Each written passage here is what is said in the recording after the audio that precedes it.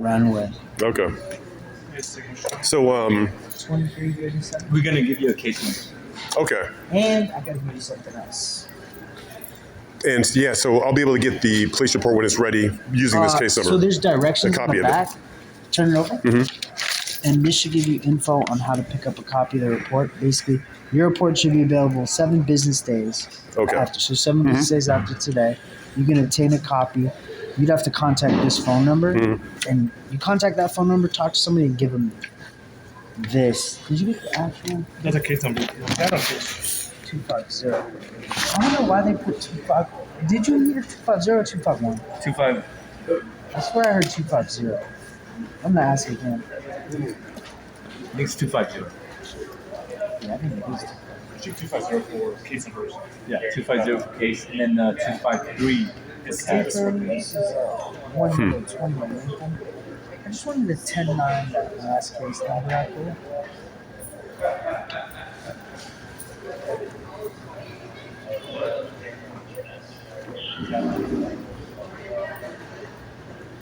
That was 1 yellow 20 Lincoln, 240 at 30 Grove Street.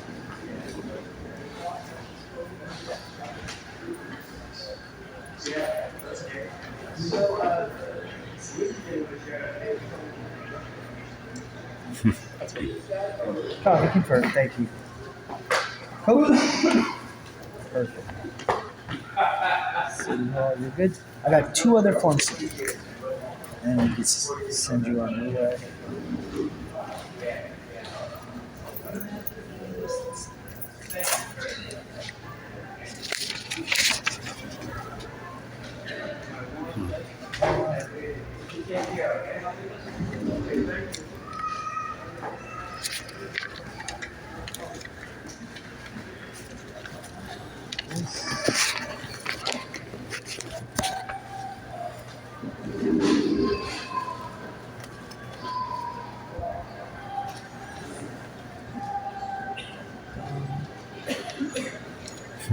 You already, I know we checked with you multiple times, but you already said you didn't need any medical.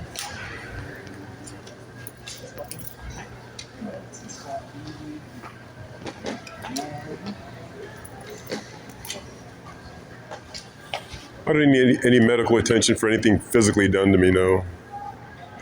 As far as the psychological, I'm not sure. Okay. Yeah, we could. Are you interested in talking to possibly Street Crisis? Street crisis? Yeah. What would they do? They could probably talk to you, see if you needed help with resources, probably some site staff, maybe if you needed a ride to a shelter, or like basic services like that aren't so medical, I guess. Like if you didn't need medical care on the spot, then we don't need an ambulance. With Street Crisis, you probably have I'll take their number if you don't mind, sure. I can see if they do have money. Gotta check it tomorrow. You don't want us to try to call them yet? I mean, it may be a wait, but yeah. You know, I was thinking of calling my sister. After I'm done speaking with you gentlemen, I will call my sister and tell her about this I think This, it's a general line, this situation.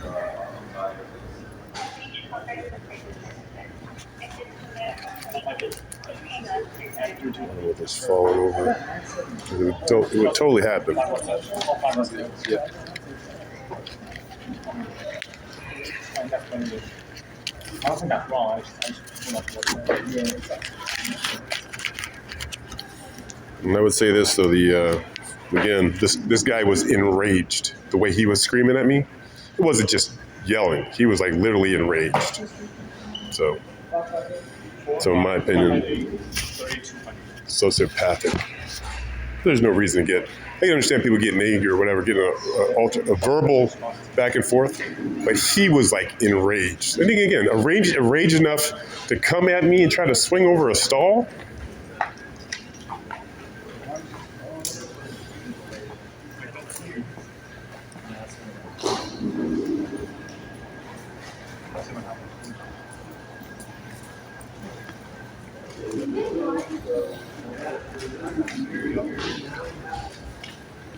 America, United States, 2025, December 6th, by the way. It's Saturday. And this is the United States of America, land of the free, home of the brave. Home of the United States Constitution, something called due process. It's in the Constitution. So, obviously, I already told you about this, right? Yep. This is your copy.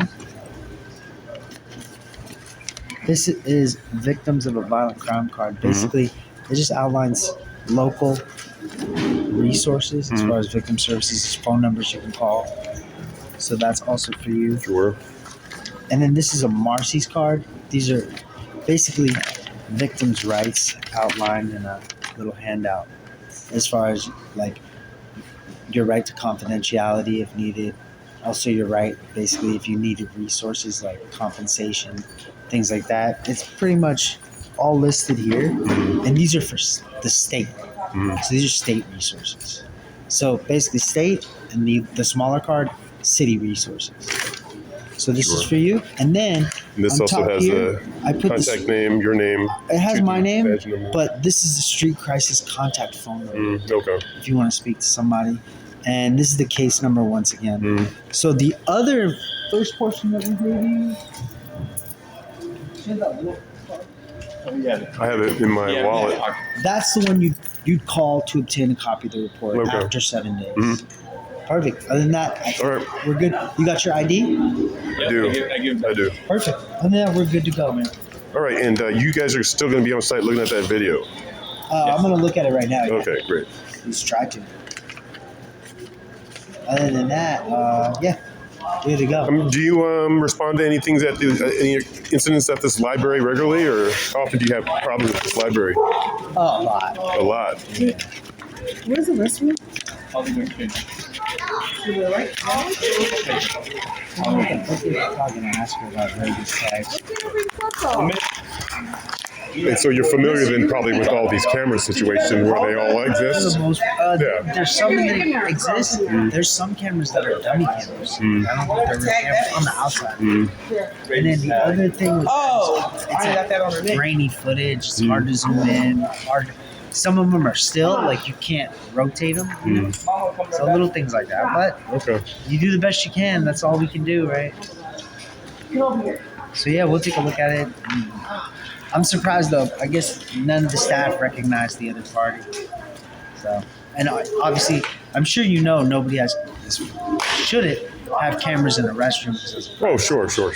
I get that, of course. So unfortunately, I don't think we have footage of the actual punch, but we have a witness That's who right. said he clarified that yeah, he did see the guy hit you. Hi. Okay. That's good as gold in my How are opinion.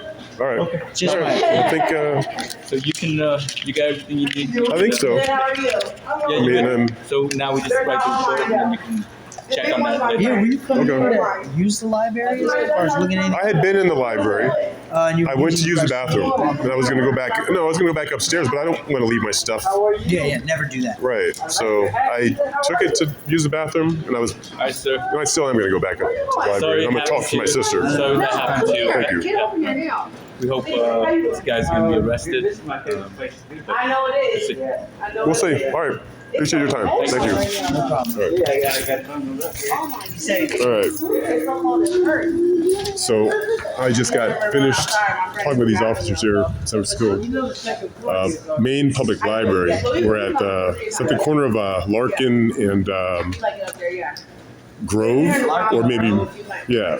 It's real close to Market as well. Anyways, I'm gonna head back. I'm gonna call my sister, my older sister, and Adriana, and I'm gonna head back up to the top floor and make a phone call. I'm trying to help the public. But this has been enlightening in some respects. This has been enlightening, including what that guy in the bathroom was saying to me.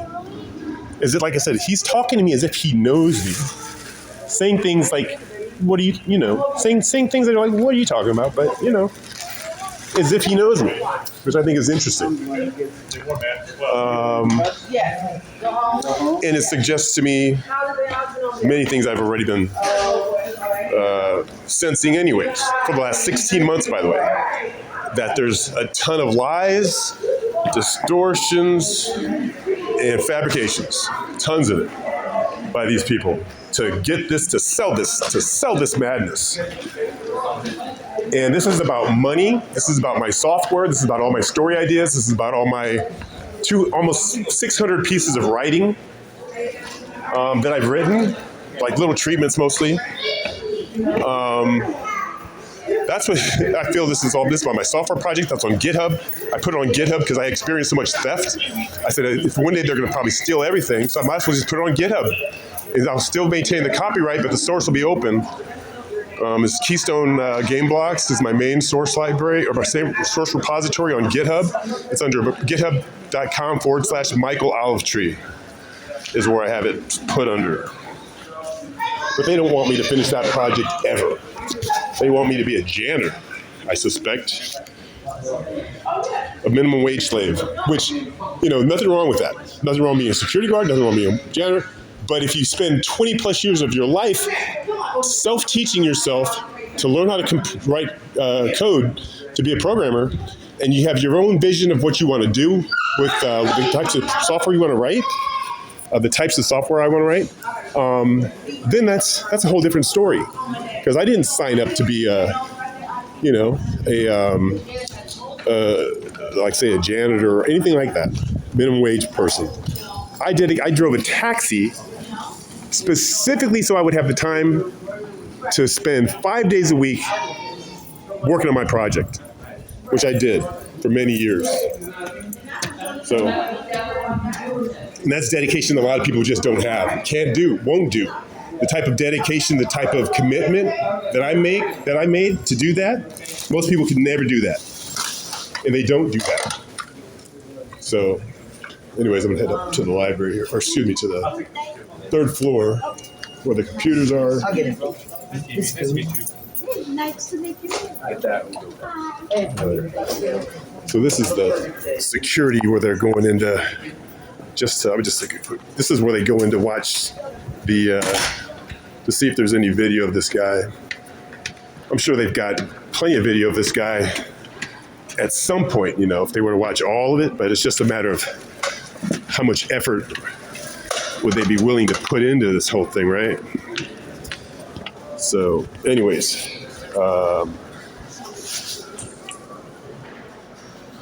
so yeah. I see these people walking around, coming up close to me with their family, and it's completely freaking absurd. But this is what they want to do, is live in their fantasy land, paint me out to be who knows what, because they're freaking, they're the types of people who would give a woman, like my mom, in 1978, potentially a hysterectomy, which could have been, and she said, like this is 1978, when I was about 5 years old, she's given a hysterectomy in the state of California. I'm the youngest, born in 73, so this was not a matter of complications. I'm trying to pick this stuff up, by the way, so that's all I'm doing. This is not a matter of complications from childbirth where she has to get a hysterectomy. No, she gets a hysterectomy like 5 years later after I'm born, when we moved to California, living in Cerritos at the time. Then she gets a hysterectomy. She said, even like a year and a half before she died, she was like, she didn't understand. I'm going up the wrong stairs. She said she didn't understand why she had to have one. She never understood why she had to have one. And keep in mind, my mother was from Germany. And so she was still, at that point, would have been learning the language, interfacing with these doctors, trying to tell her one thing, right? This is who she'd be interfacing with as a relatively new immigrant to this country, trusting these doctors here to give her sound, reasonable advice. So,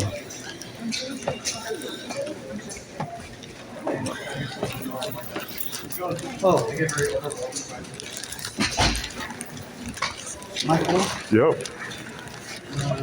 I'm gonna tell you something. sure. I just need it. Yes or no? I'll try. Yes. Oh, I see what you mean. This is the guy. Sure. And if it's not, no. Okay.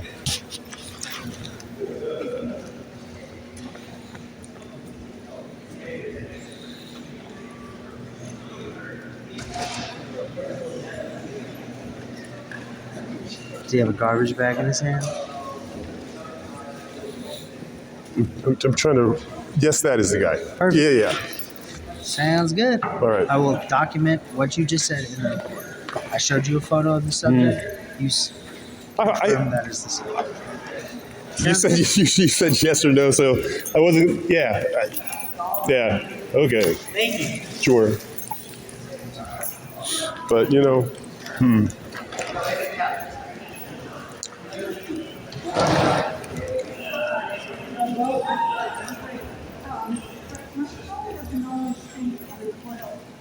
Yeah. Well, so anyways. So the officer, I went up the wrong stairs to get back to this. This is the stairs I actually wanted to go up to get to the third floor where the computers are. So anyways, what was I going to say?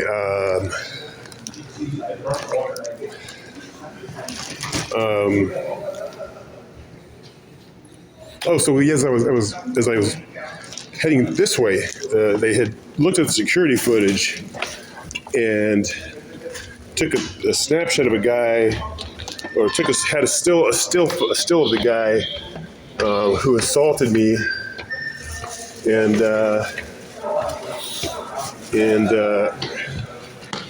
he just wanted a yes or no as to whether this was the guy or not. So that's I was looking at it, and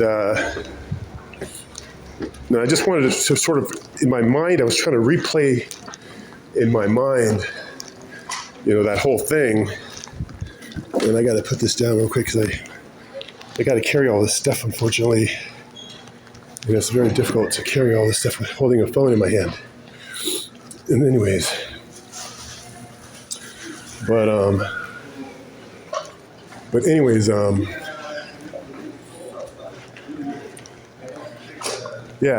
so he asked for a yes or no, just a yes or a no. He didn't want a maybe, I don't know, or anything like that. He just wanted a yes or no. So I said yes. And I'm confident that was the guy, but I'm trying to not drop stuff here as I'm trying to head up these stairs. But it was,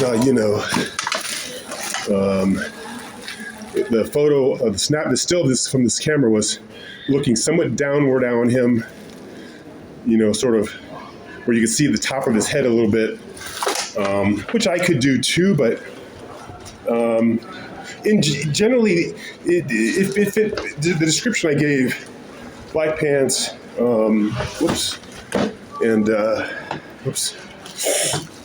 black, or I thought it was like a brown or a tan shirt, but anyways, once he hit me though, I was no longer even looking at him. Once he hit me, I went to my head moved to the left.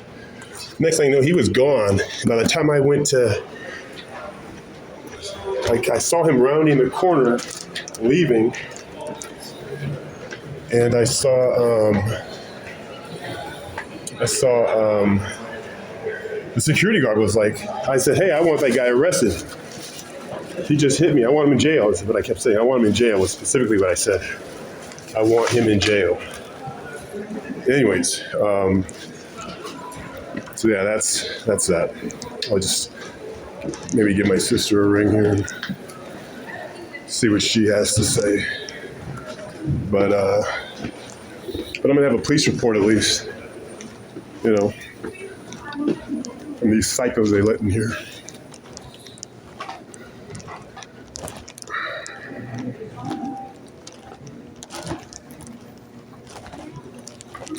Let's see.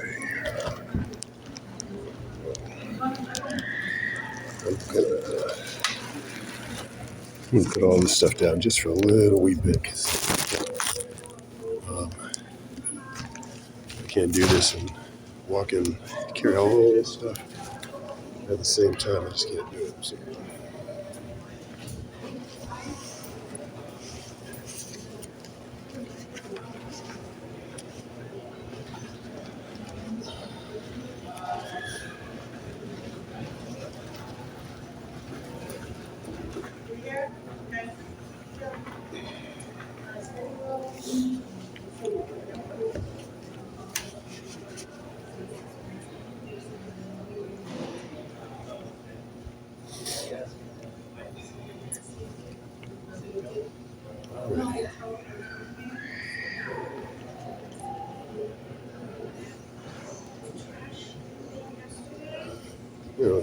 talking about my family history. So I'm picking my phone back up. So I'm on the third floor. I'm gonna try to reserve a computer here. What time is it?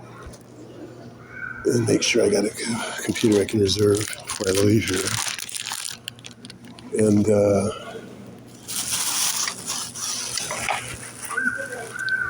in any case,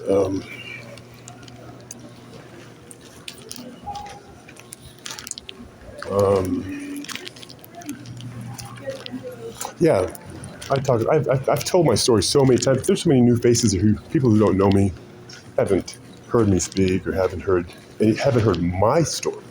They hear whatever the hell they've been told, but they haven't heard me talk. A lot of these people, how my family in 1983 got a red line attempt, Brea, California. We had redlining. If you don't know what that means, it means they try to deny you a loan that you qualify for. And then we got the loan, got a lawyer, and then it never went to court as far as I recall. They just immediately settled. They're like, okay, you get the loan, right? Well, there's a computer right here, number 312. But in any case,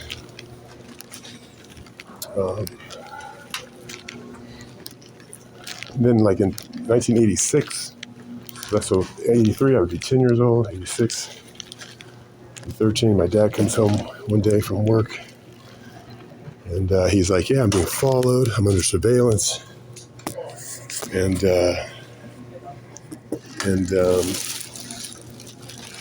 I'm being harassed at work, is what he told us.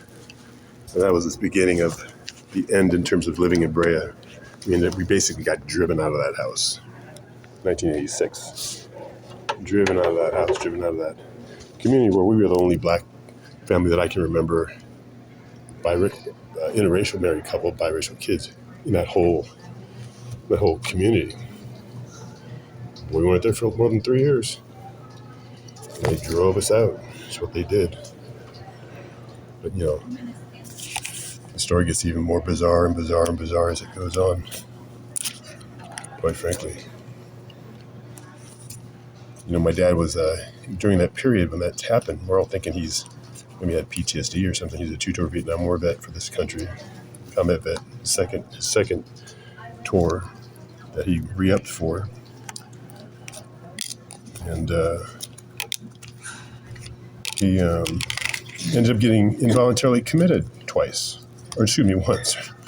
And the detectives that came to the police that came to our home on the night of this preceding that incident, one of them was my coach, our assistant coach for the Brea Police Athletic League. Isn't that something? He was a detective. A detective coming on a domestic call, right, at 10 or 11 o'clock at night or whatever it was. And then my dad was committed. Subsequently, maybe a week later, whatever it was, for not what you might think, but he gets committed. We'll leave it at that for now. And guess who his shrink was at this hospital he was committed to by the police? His doctor was an Indian man, and I kid you not, he lived immediately next door to our left. If you walk out our front door in Brea, you look to the left, that house right there, that was my dad's doctor. How crazy is that? Pretty much insane, right? Impossible almost, you would think. So the coach comes over, assistant coach, on the domestic call night, and then my dad's shrink is literally our next door neighbor. Quite literally. Crazy, right? Completely impossible, sounds like, right? And it's all freaking crazy and unreal. It's true. That's the reality I live in right now. Completely insane reality full of insane psychopaths and sociopaths all around me. And a bunch of their little minions doing their work for them. Don't even realize that some of these people that they're working for some very, very evil people who've been evil in this country since the dawn of the settling of this country. The theft of this country, rather. I'll be real about it.